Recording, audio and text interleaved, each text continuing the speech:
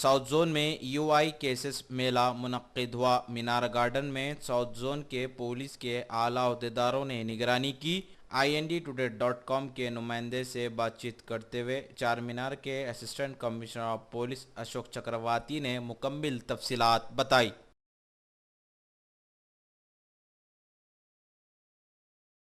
Commissioner साहब के order के मुताबिक हर महीना 18 तारीख को यूए मेला चलता है। तो हर एक जोन में यूए मेला चलता है। यूए मेला का मकसद ये है हम जितने केसेस करें, कितने केसेस डिस्पोज करें, कितने केसेस में कन्विक्शन हुआ, कितने केसेस करना है, फ्यूचर में क्या करना है, उसका पूरा रिव्यू होता है उस दिन। तो आज भी हम ये मीनार फंक्शन हॉल में साउथ जोन का यूए मेला चल रहा है।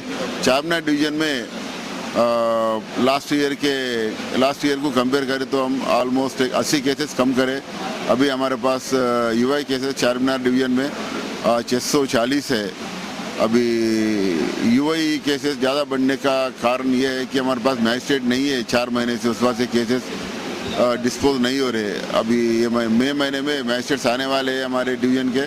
तो जब मैजिस्ट्रेट आएंगे तो हमारे केसेस आगे बढ़ेंगे और यूआई अंडर केसेस कम होंगे।